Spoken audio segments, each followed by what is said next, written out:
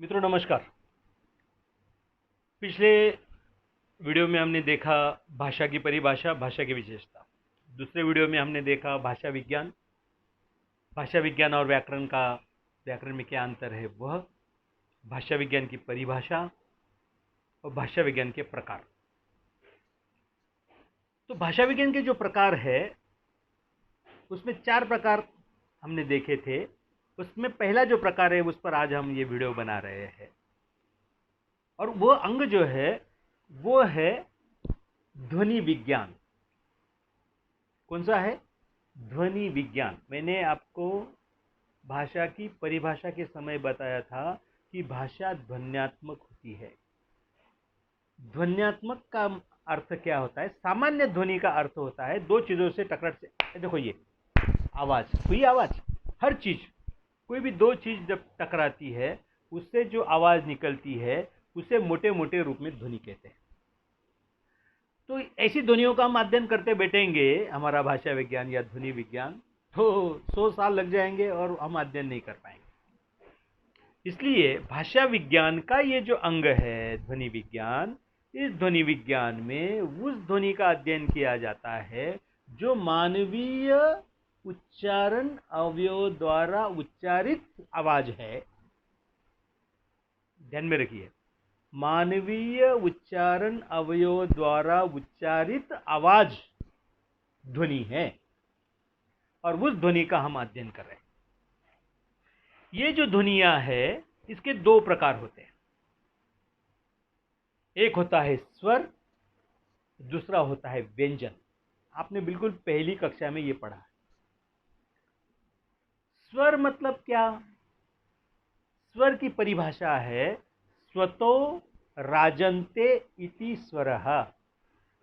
स्वतो राजन्ते मतलब खुद अपने आप उच्चारित होते हैं। वो जो स्वयं राजा की तरह अपने आप उच्चारित होते हैं उन्हें कहते हैं स्वर। स्वतो राजन्ते इति स्वरः। ये कितने स्वर है हमारे हिंदी भाषा में? कितने स्वर है? तो पहला है अ, आ, ई, उ, ऊ, ए, ओ। औ, आ जो आपने मराठी में पढ़ा है या हिंदी में भी हम पढ़ते हैं वो संयुक्त स्वर है। औ में अ और उ की मात्रा आई है, वो औ हुआ है। अम में अ और अनुनासिकता उसमें आई है तो वो संयुक्त स्वर है। फिर आहा में भी अ और ह का हलंत वो उच्चारण वहां पर आता है, इसलिए वो संयुक्त स्वर उनको कहते हैं। देखिए मैं आपको बता रहा हूं, दिख रहा है आपको? तो ये देखिए, ये है अ, आ, छोटी ई, बड़ी ई है ना, ई, उ, ए, ओ, और और आहा ये संयुक्त स्वर है। समझ गए? और जो दूसरा जो प्रकार है वो है व्यंजन। व्यंजन हिंदी भाषा में व्यंजन 33 माने गए हैं। 33 व्यंजन उनके वर्ग किए गए हैं याद करने के लिए आपको, है ना। बिल्कुल आप बचपन की इसमें यादों में चली जाइए। अ, आ, ई, उ, ओ, ये आपको याद करना है। साथ ही आपको ये भी याद करना है कि व्यंजन कौन से हैं हमारे। उसके 5 वर्ग बने, क, च, ट, प, है ना। क, च, ट, प, ये अगर आ गए आपको, फिर य आएगा और फिर ह आएगा। देखिए आप, क वर्ग, क, ख, देखिए क, ख, ग, घ, ञ, है ना। वांग्मय जो हम शब्दों में बोलते हैं, वांग्मय में ञ जो है वो ये है ञ। इसको काफी लोग ड इसका उच्चारण करते हैं जो गलत है। ये ड नहीं है, ये ञ है। और फिर है च, छ, ज, झ, ञ, ये ञ। पांचाली या पंचक जो शब्द है पहले लिखा जाता था ये, अब ये भी ये सारे पंचाक्षर जो अनुस्वार में अब कन्वर्ट हो गए हैं, अनुस्वार में उनको लिखा जाता है। तो ये पांचाली और पंचक जो शब्द था इसके लिए ईद का उपयोग किया जाता था। ठीक है, फिर है ट ठ ड ढ न, ये ण अण बाण वाला ण है ना, मराठी वाले भी जानते हैं इसको, न बाणाचा हमने पढ़ा है। फिर है त थ द ध न, प फ ब भ म, फिर य र ल व, श श स ह। देखो क च ट त प, ये जो 5 वर्ग है उनको याद करना चाहिए। जैसे क वर्ग मतलब क्या, क ख ग घ ञ। च वर्ग मतलब क्या, च छ ज झ ञ। ट वर्ग मतलब क्या, ट ठ ड ढ ण। त वर्ग मतलब क्या, त थ द ध न। और प वर्ग मतलब क्या, प फ ब भ म। समझ गए, ये 5 5 गुना 5 25, ये 25 हो गए। ठीक है, फिर य र ल व, य र ल व, 25 और 4 29 हो गए।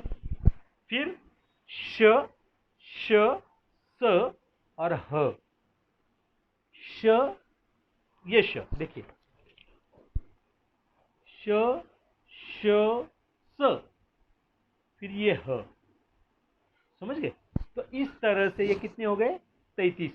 तो इस तरह से हमारे हिंदी भाषा में 9 स्वर और 33 व्यंजन होते हैं। और फिर इनका अध्ययन जो है हम करते हैं। तो इनका अध्ययन कैसे होगा, इनका वर्गीकरण कैसे होगा, कि भाई ये उच्चारण कैसे होते हैं, उच्चारण स्थान के आधार पर इनका वर्गीकरण होता है। उच्चारण स्थान पर कहाँ पे स्पर्श होता है उसके आधार पर होता है, स्पर्श के आधार पर इसका वर्गीकरण होता है। वो अगले वीडियो में हम देखेंगे कि स्वरों का वर्गीकरण कैसे होता है और व्यंजनों का वर्गीकरण कैसे होता है।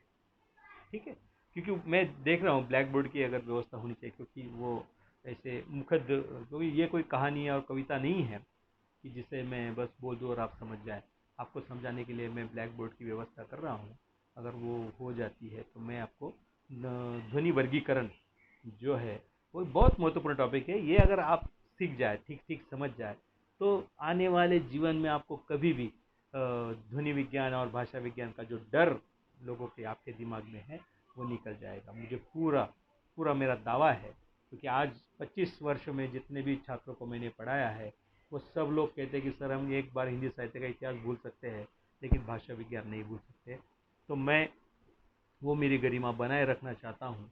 और आप भी एक बार उस ध्वनि विज्ञान को, ध्वनि वर्गीकरण को ठीक से पढ़ ले तो आप धन्य हो जाएंगे और आपको बहुत अच्छा लगेगा। और सबसे ज़्यादा खुशी मुझे होगी कि मैं मेरा जो कर्तव्य है वो अच्छी तरह से निभा पाया।